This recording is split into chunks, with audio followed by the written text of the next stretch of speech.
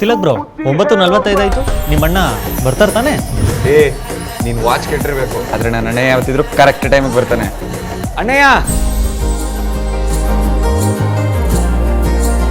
ಯಾವತ್ತಾರ ಮಾತಿಗೆ ತಪ್ಪಿದೀನ ತಮ್ಮಯ್ಯ? ನೆವರ್.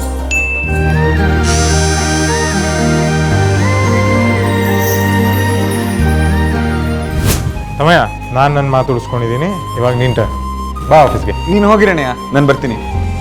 ಈ ಕೈ ಆಯ್ತು, ಈಗ ಈ ಕೈಗೆ ಇದು ಪವಿತ್ರ ಜೊತೆ ತಲೆ ಆಫ್ ಮೈ ಲೈಫ್. ಏ ಪವಿತ್ರ, ಪರ್ಫೆಕ್ಟ್ ಟೈಮಿಂಗ್. ಬಾ ಬಾ.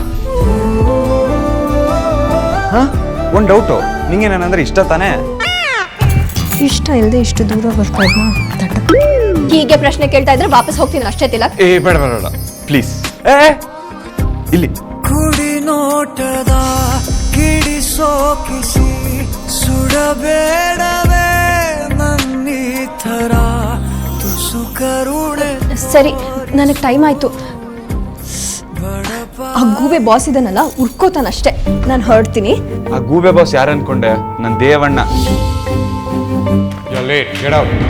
ಇವರಿಬ್ರಿಗೆ ಒಬ್ರನ್ನ ಕಂಡ್ರೆ ಒಬ್ರಿಗೆ ಆಗಲ್ವೇ? ಅದೇ ನನ್ನ ಪ್ರಾಬ್ಲಮ್. ನನ್ನ ಆಸೆ ಏನು ಅಂದ್ರೆ ಪವಿತ್ರ ನಾನು ನನ್ನ ಅಣ್ಣಯ್ಯನ ಆಶೀರ್ವಾದ ತಗೊಂಡು ಮದುವೆ ಆಗೋದು.